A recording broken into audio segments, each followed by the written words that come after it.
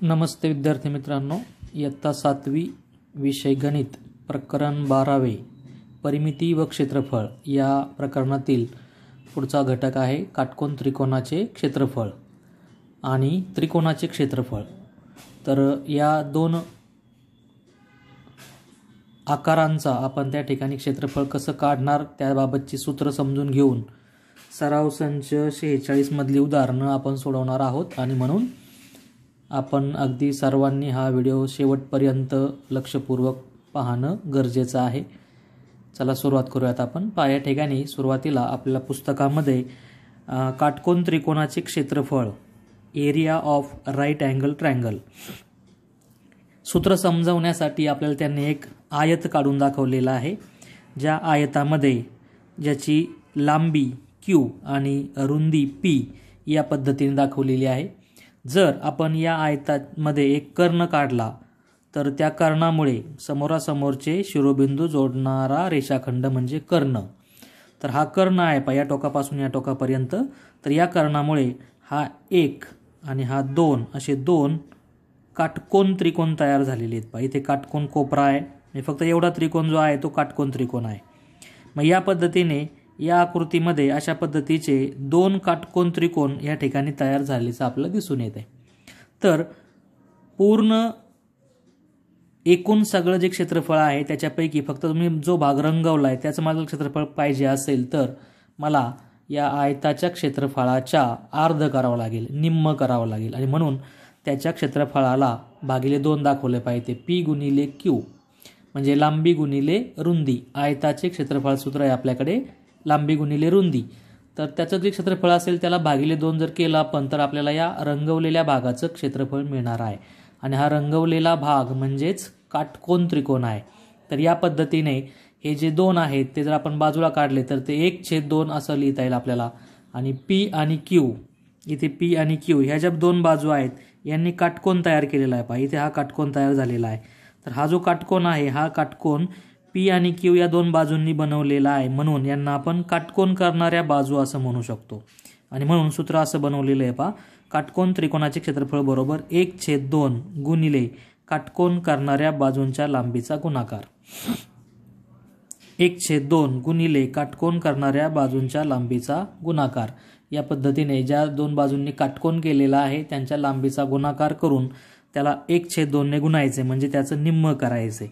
तर या पद्धतीने एक सूत्र आपल्याला काटकोन त्रिकोणासाठी वापरता येणार आहे। तर हे सूत्र आपण लक्षात ठेवायचे, आपल्या वहीमध्ये ते नोंदवून घ्यायचे, मुख्य सूत्रांमध्ये त्याचा त्या ठिकाणी समावेश करायचा। यानंतर जर साधा त्रिकोण असेल तर या दोन प्रकारचे त्रिकोण असू शकतील आपल्याला इथे दाखवलेला आहे। तर इथे QPQR हा त्रिकोण आहे, यामध्ये Q पासून तर R पर्यंत ही या त्रिकोणाचा जे रेषाखंड आहे खालच्या बाजूला आहे तो, आणि खालच्या बाजूला आहे म्हणून त्याला पाया असं म्हटलेलं आहे। जसं आपण घर बांधताना पाया खणतो, आधी पाया हा खाली असतो, आपले पाय सुद्धा खाली आहेत, त्यानुसार पाया म्हणजे त्रिकोणाची जी खाली तळाला असणारी जी बाजू असेल त्याला पाया असं म्हणायचे। आणि त्रिकोणाच्या वरच्या टोकातून शिरोबिंदूतून खालच्या पायावर काढलेला जो काही लंब आहे, लंब म्हणजे अशी सरळ सरळ रेषा काढायची की ज्याने काटकोन तयार झाला पाहिजे। हे चिन्ह काटकोनाचं आहे, त्यामुळे या P मधनं ही सरळ रेषा जी इथे M ला येऊन मिळालेली आहे ती रेषा काटकोन करणारी रेषाखंड आहे आणि म्हणून त्याला उंची असं म्हणायचे। तर हा खालचा आडवा रेषाखंड म्हणजे पाया आणि वरच्या शिरोबिंदूतून खालच्या पायावर काढलेला लंब म्हणजे उंची। तर या दोन गोष्टींचा त्या ठिकाणी आपल्याला गुणाकार जो आहे तो गुणाकार करून त्याचा जर आपण अर्ध केलं, निम्म केलं तर आपल्याला कोणत्याही त्रिकोणाचं क्षेत्रफळ जे आहे ते मिळणार आहे। आणि म्हणून इथे आपण सूत्र जे आहे पाहते या पद्धतीने त्रिकोण जर दिलेला असेल साधा त्रिकोण तर त्या साध्या त्रिकोणासाठी आपल्याला सूत्रामध्ये पाया आणि उंची यांचा समावेश करायचा आहे। म्हणजे 1/2 गुणिले पाया गुणिले उंची। तर हा खाली पाया, इथे पण हा त्रिकोण आहे PQR। तर यामध्ये या वरच्या बिंदूतनं आपण लंब जर काढला तर तो इकडे जातो सरळ असा खाली, आणि म्हणून आपला हा भाग असा पुढे डॅश डॅश करून दाखवलेला भाग हा वाढवलेला भाग आहे त्रिकोणाचा उंची काढण्यासाठी। कारण इथे आपण या P मधनं या पायावर इकडे असा लंब नाही काढू शकत, म्हणून तो या P मधनं खाली सरळ काढलेला आहे. त्यासाठी आपण ही खालची पायाची बाजू वाढवली, परंतु पायाची जी एकूण लांबी आहे ती Q पासून R पर्यंतचीच लांबी आपल्याला विचारात घ्यावी लागेल. M पर्यंत जायचं नाही आपण, हीच फक्त पायाची लांबी असेल. फक्त हे आपल्याला उंची समजण्यासाठी हा भाग पुढे वाढवलेला आहे. पहा, उंची म्हणजे त्रिकोणाच्या वरच्या शिरोबिंदूतून पायावर काढलेला लंब. तर या दोन बाबी आपल्याला या ठिकाणी लागणार आहेत. आपल्याला जर त्रिकोणाचं क्षेत्रफळ काढायचं असेल तर त्यासाठी सूत्र याप्रमाणे बनवलेलं आहे. पहा, त्रिकोणाचे क्षेत्रफळ बरोबर 1/2 गुणिले पाया गुणिले उंची. तर या सूत्रांचा उपयोग करून आपण आता सराव संच 46 मधील उदाहरणं जे आहेत ते सोडवणार आहोत. तर त्याआधी इथे काही उदाहरणं सोडून दाखवलेली आहेत, ती आपण समजून घेऊ शकतो. पहा, ते सोडून दाखवलेली आहेत पुस्तकामध्येच, त्यामुळे आपल्याला ते समजायला फारसं कठीण जाणार नाही. तर या पद्धतीने या ठिकाणी 2 सूत्र आज आपण पाहिलेले आहेत की ज्यामध्ये काटकोन त्रिकोणाचं क्षेत्रफळ बरोबर 1/2 गुणिले काटकोन करणाऱ्या बाजूंचा गुणाकार आणि त्रिकोण फक्त म्हटला तर इथे काटकोन त्रिकोण नाही, त्रिकोणाचं क्षेत्रफळ बरोबर 1/2 गुणिले पाया गुणिले उंची. तर या सूत्रांचा वापर करून आपण सराव संच 46 मधील उदाहरणे सोडूयात. पहिलं उदाहरण आहे, एका दिनदर्शिकेच्या दिनदर्शिका म्हणजे आपण कॅलेंडर म्हणतो, आपल्या घरामध्ये आपण भिंतीवर लावतो ते कॅलेंडर. त्या कॅलेंडरच्या पानाची लांबी 45 सेंटीमीटर व रुंदी 26 सेंटीमीटर आहे. तर त्या पानाचे क्षेत्रफळ किती? आता जे कॅलेंडरचं पान असेल, ते कॅलेंडरचं पान हे आपण जर पाहिलं तर त्याला लांबी आणि रुंदी आहे, म्हणजे ते आयताकृती आकाराचं आहे आणि त्याचं आपल्याला क्षेत्रफळ काढायचं आहे. म्हणजे त्या आयताचं क्षेत्रफळ काढायचं आहे की ज्याची लांबी 45 सेंटीमीटर आहे आणि रुंदी 26 सेंटीमीटर आहे.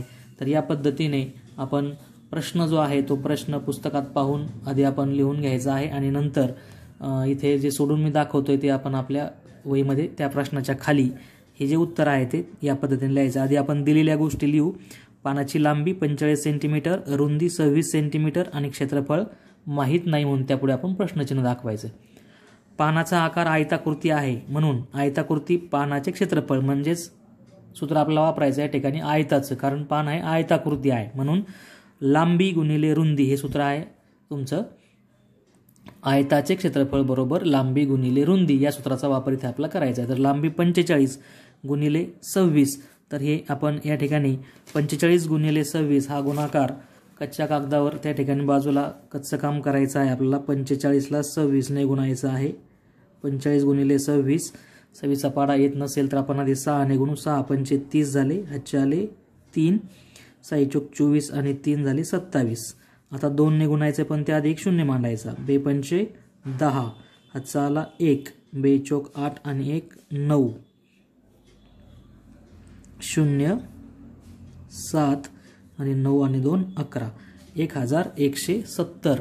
तर हे या गुणाकाराचं उत्तर इथे आपण डायरेक्ट लिहू शकतो 1170. आता हे क्षेत्रफळ असल्यामुळे आपल्याला याला इथं जे एकक दिला असेल त्याच्या आधी चौ शब्द लावायचा आहे. चौ से मी असं त्या ठिकाणी आपल्याला याचं एकक जे आहे ते लिहायचं आहे.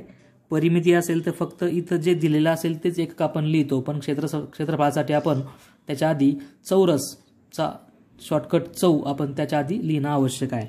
दिनदर्शिकेच्या पानाचे क्षेत्रफळ 1170 चौरस सेंटीमीटर या पद्धतीने प्रश्न पहिला जो आहे तो आपल्याला सोडवता येईल. यानंतर प्रश्न दुसरा,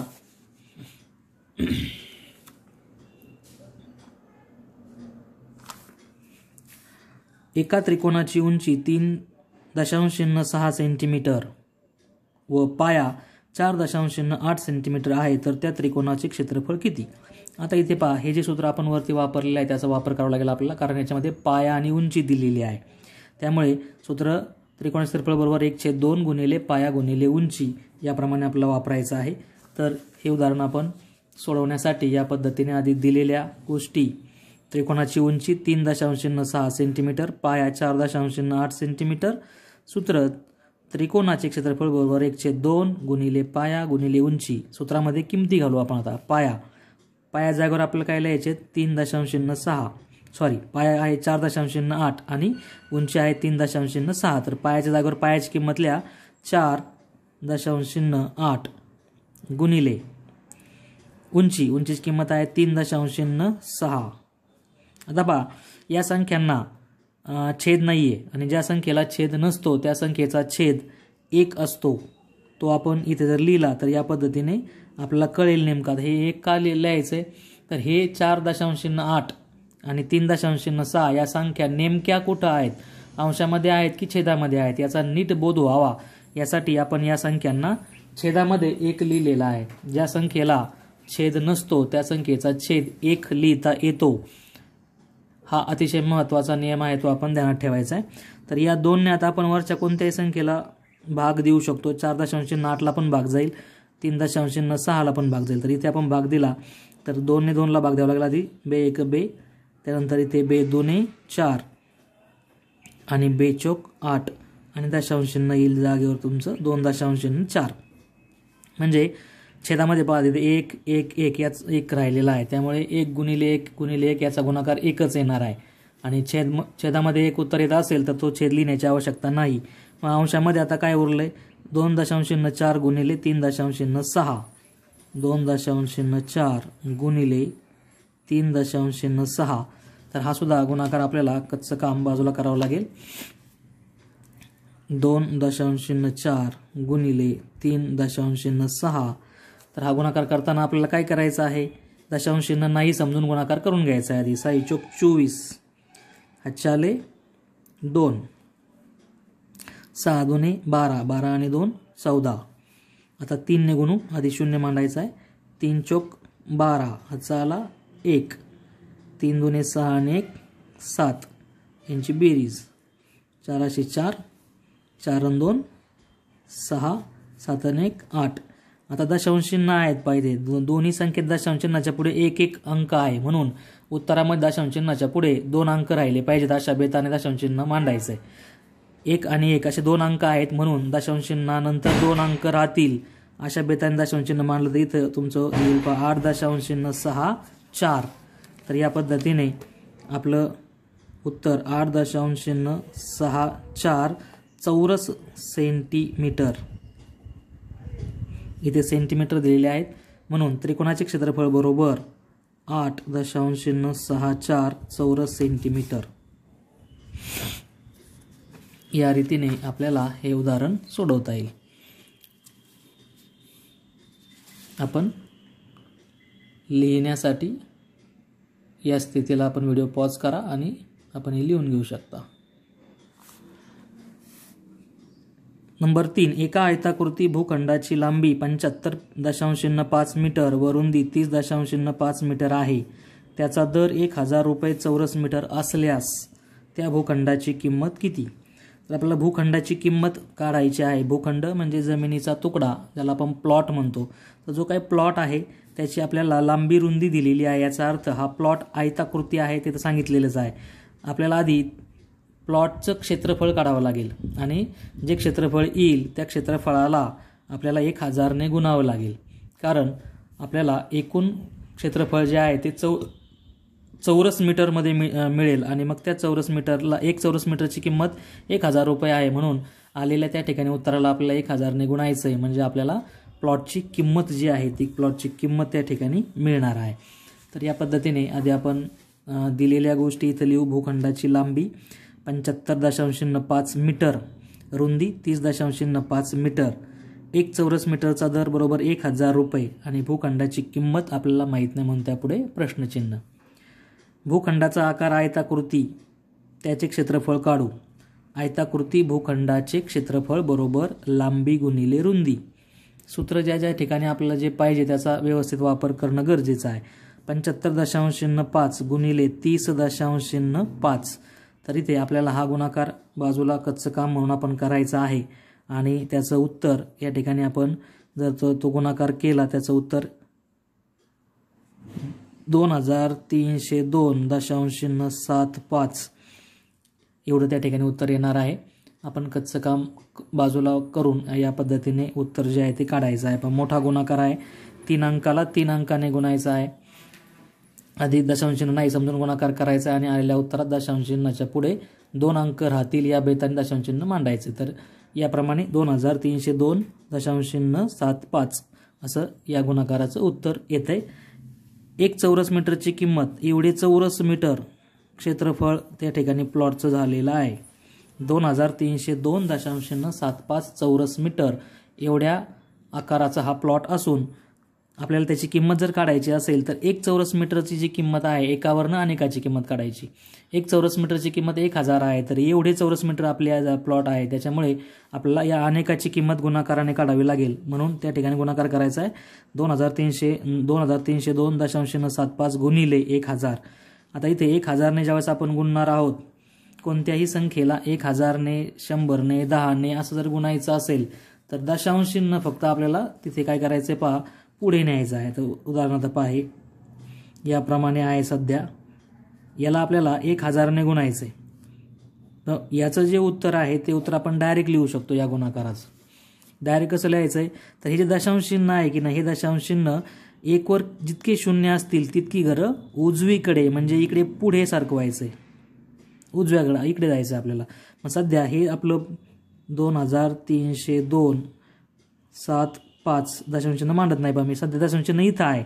इथून मी इथे आलो तर 1 घर पुढे गेलो 2 घरात तिसरं घरच नाही आहे जर तिसरा अंकच नाही आहे 3 अंक आपला पुढे जायचा आहे म्हणून आपण इथे 0 मांडायचं आहे पहा त्याच्या पुढे 1 म्हणजे 3 अंक होतील आणि मग दशांश चिन्ह येईल.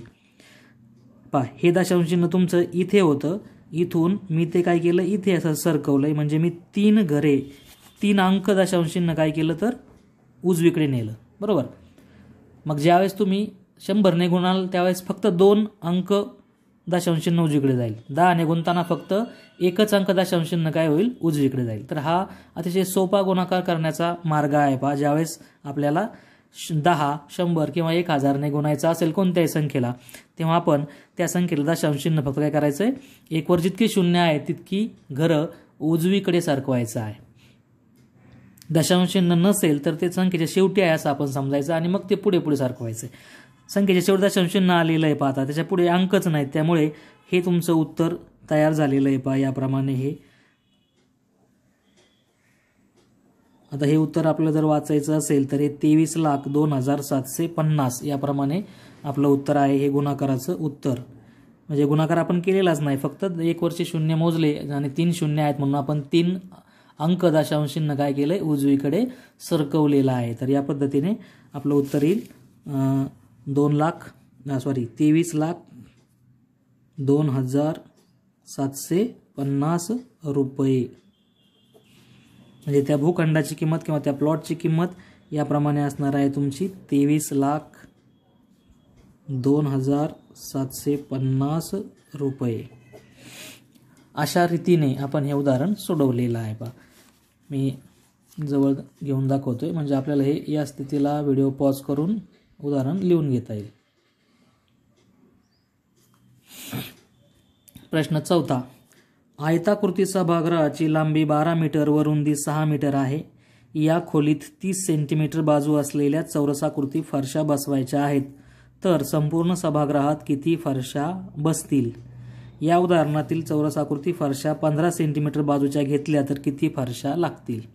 आता या प्रकारचं उदाहरण जेव्हा आपलं सोडवायचं असतं तेव्हा फरशा बसवायची संख्या जी आहे ती जर आपल्याला काढायची असेल तर आपल्याला सभागृहाचं क्षेत्रफळ काढावं लागेल आणि त्याला एका फरशीचं क्षेत्रफळ काढून त्याला आपल्याला भाग द्यावा लागेल. म्हणजे सभागृहाचं क्षेत्रफळ भागिले एका फरशीचं क्षेत्रफळ अशा पद्धतीने आपल्याला हे उदाहरण सोडवावं लागणार आहे.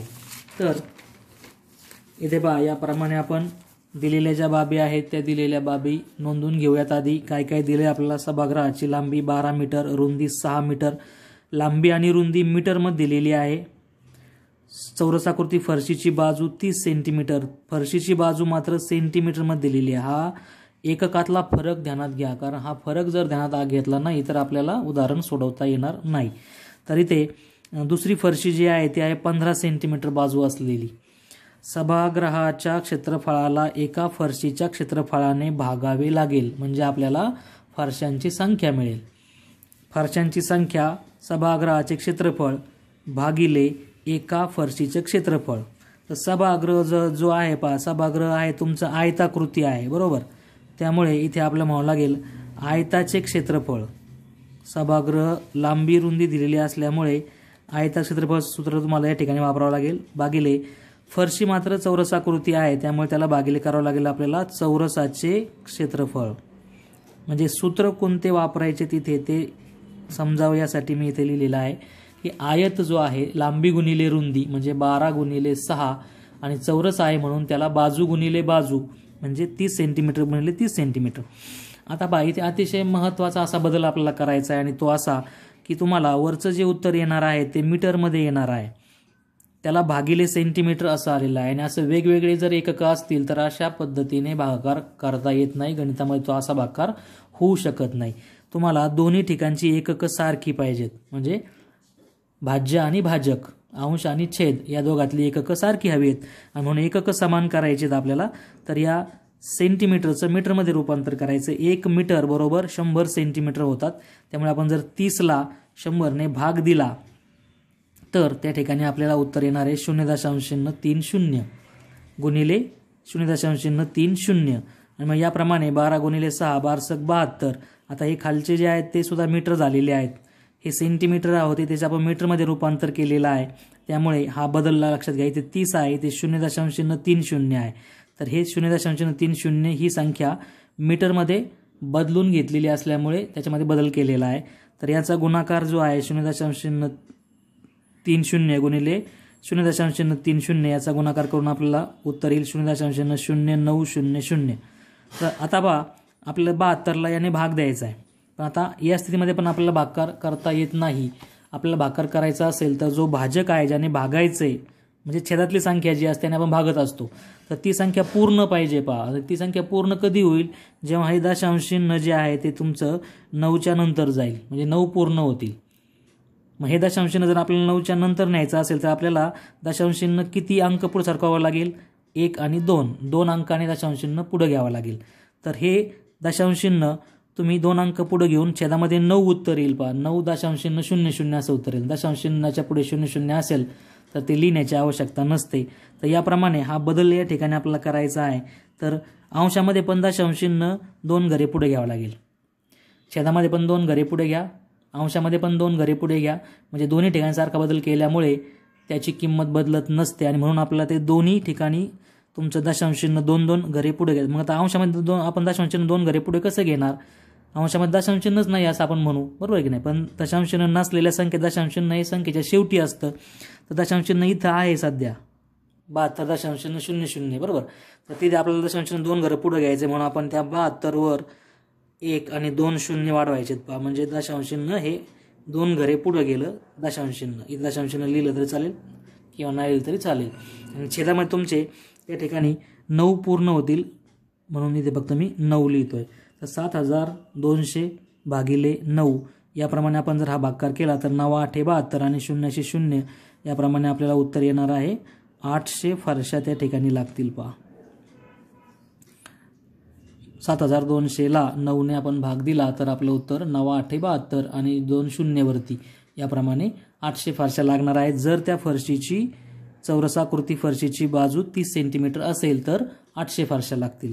आता दुसरी फरशी जर आपण घेतली तर त्यामध्ये पण आपल्याला इथे फक्त बदल करायचा आहे छेदामध्ये याप्रमाणेच की हा 0.15 गुणिले 0.15 याप्रमाणे वरचं जे आहे 12 गुणिले 6 12 72 आणि छेदामध्ये 0.15 गुणिले 0.15 याचा गुणाकार येईल 0.0225.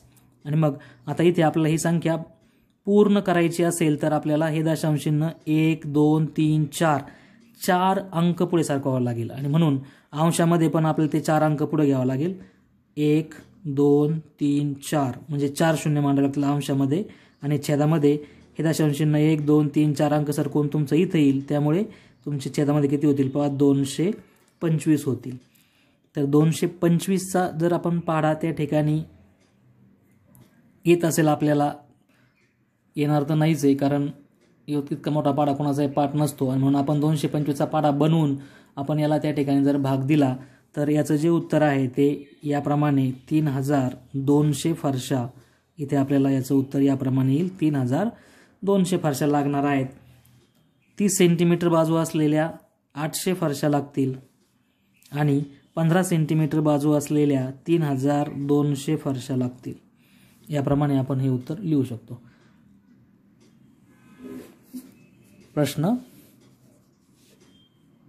क्रमांक 4चं हे उत्तर आहे.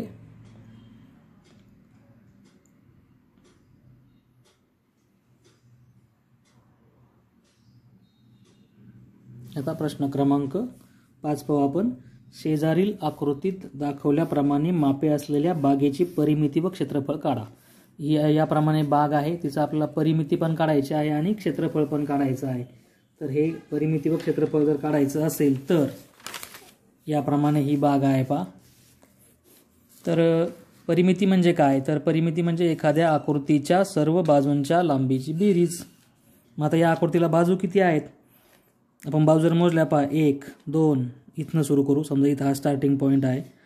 1 2 3 4 5 6 7 8 9 10 11 आणि 12 म्हणजे बागेला असणाऱ्या बाजूंची संख्या आली 12 बरोबर. आणि इथे पहा 13 मीटर 13 मीटर 13 मीटर 3 बाजूंची लांबी दिलेली आहे आणि इथे प्रत्येक बाजूवर काहीतरी खूण केली आणि या सगळ्या खुणा सारख्या आहेत. याचा अर्थ काय झाला, ही प्रत्येक बाजू ही 13-13 मीटरची आहे. या खुण्यांचा अर्थ असा होतो की ही या सर्व बाजू या 13-13 मीटरच्या आहेत, म्हणजे सारखी मापं त्या ठिकाणी सर्व बाजूंची आहेत. मग बागेची परिमिती म्हणजे काय, तर या 12 बाजूंची आपल्याला बेरीज करायची.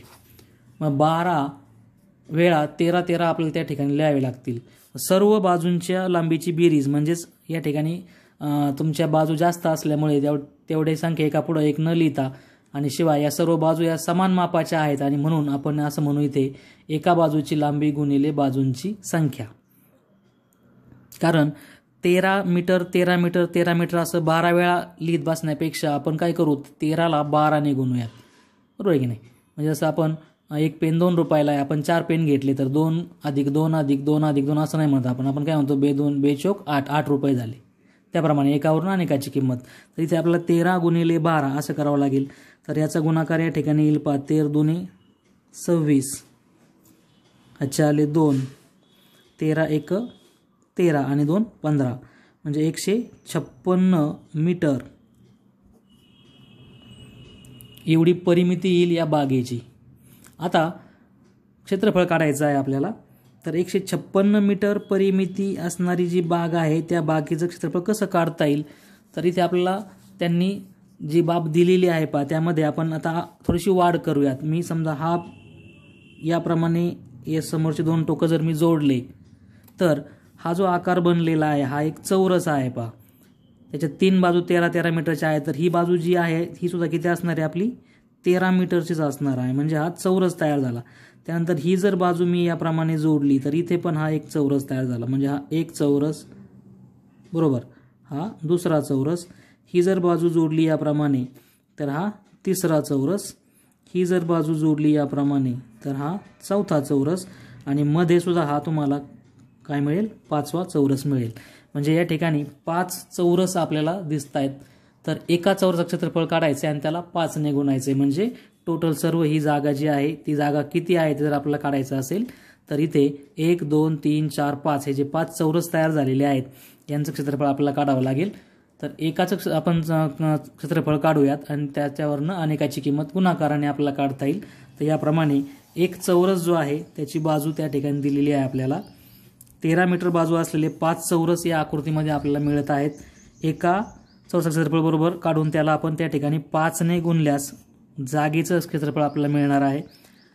चौरस जो आहे सूत्र आपल्याकडे आहे पहा, बाजू गुणिले बाजू क्षेत्रफळाचं. म्हणून 13 गुणिले 13 असा गुणाकार आपल्याला करायचा आहे. 13 गुणिले त्याचं उत्तर येणार आहे 169. 13चा वर्ग 169 चौरस मीटर. तर एवढं त्या ठिकाणी एका चौरसाचं क्षेत्रफळ आपल्याला फक्त मिळालेलं आहे. म्हणजे हे जे क्षेत्रफळ आलंय ते फक्त या एकाचं आलेलं आहे. मग याप्रमाणे असे 5 आहेत आणि म्हणून त्याला आपण 5ने गुणणार आहोत.